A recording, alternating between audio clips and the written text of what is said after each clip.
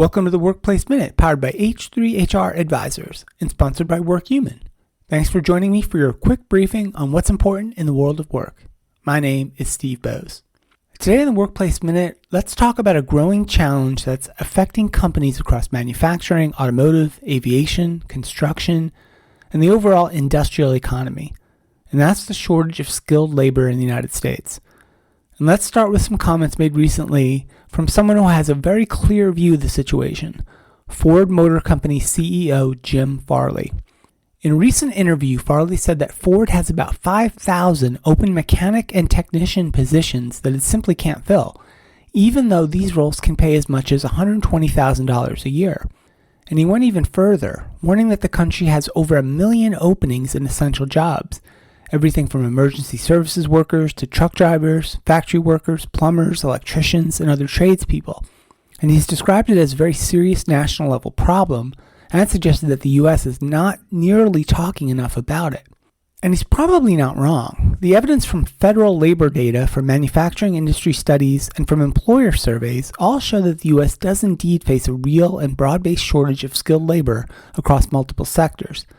And estimates suggest millions of manufacturing jobs could remain unfilled by the end of the decade because companies simply cannot find enough qualified workers. So what Farley is describing reflects a genuine and deep mismatch in the American labor market between the supply of skilled workers and the demand for them. So how did we get here? Well, several converging factors brought us to this point. And one of the largest is demographics. A large share of experienced tradespeople are just aging out of the workforce, and they're taking decades of accumulated expertise with them. And at the same time, far fewer younger workers are stepping in to enter these occupations. And another issue is the slow erosion of the nation's technical education pipeline. Over the last 30 or 40 years, many high schools and community colleges reduced or eliminated many vocational programs. And at the same time, there was a cultural push for students to achieve four-year college degrees that's led many families and students to overlook careers in the trades entirely.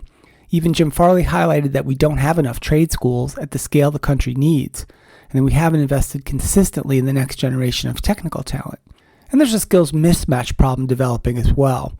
Modern automotive technicians, for example, need to understand electronics, diagnostics, software packages, electric vehicles, and very complex manufacturing systems.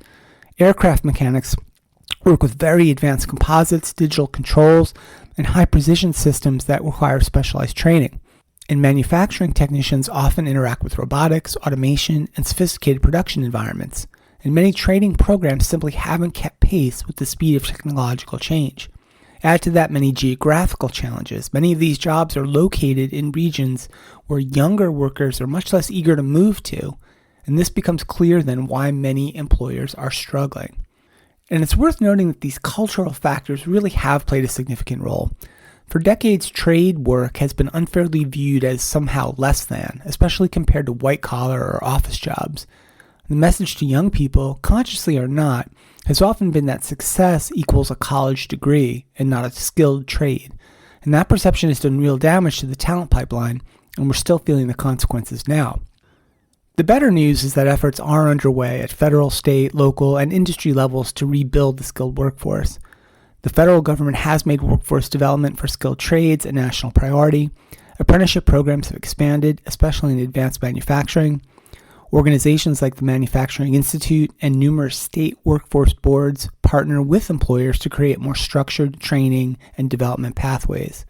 Community colleges, trade schools, and career technical education centers are seeing increased enrollment and increased investments.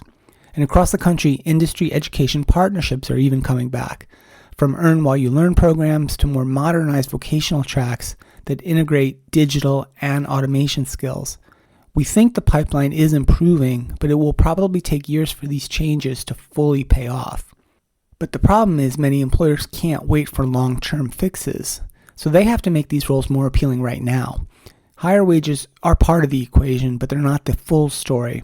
Workers still want clear, credible career pathways, not just short-term jobs. They want training, mentorship, upskilling, opportunities to advance. And they want modern workplaces that recognize the technical sophistication of the work they do.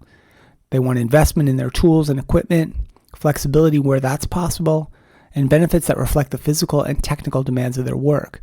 Employers also need to tell a better story about these jobs, highlighting the innovative and high-tech nature of many of the modern trades, and demonstrating how these careers can provide stability, mobility, and upward pride. Supporting unions, or at least not being completely hostile toward them, and creating comparable training and career frameworks can also help build trust and longer-term retention. And employers should broaden their approach to hiring, focusing on less than perfect experience and more on aptitude and attitude paired with strong on-the-job training. But beyond policy and wages and training programs, where we're at this moment reveals something much more deeper about the culture of work in America. For too long, we've undervalued a lot of the essential workers that keep the country functioning, and we've celebrated office jobs and tech jobs, while sometimes neglecting the people who build things, fix things, and maintain the systems that we all depend on. The shortage that we're facing right now is not just a labor market problem. At some level, it's a cultural problem too. As a country, we need to rediscover the idea that these trades can be noble professions that require intelligence, precision, creativity, resilience. And these are jobs that help build the middle class, support families, and make our infrastructure and our transportation systems and our industries simply viable. So when a technician diagnoses a complex electrical issue in an EV, or a fabricator works with advanced materials, or a machinist programs a CNC system to very precise tolerances, these are highly skilled, deeply valuable roles, and they all deserve respect. So as we think about the future of work, part of the challenge is rebuilding this pipeline, but part of it is rebuilding this narrative. If we want more Americans to pursue these careers, then we should celebrate them. And if we want a stronger industrial base, we have to invest in these workers. And if we want a resilient economy, we have to value all forms of work, with our words, with our policies, and with the opportunities that we create. Thanks so much for listening, and a big thank you to WorkHuman for supporting the Workplace Minute.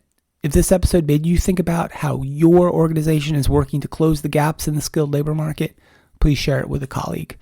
I'm Steve Boese, and this has been the Workplace Minute from H3 HR Advisors.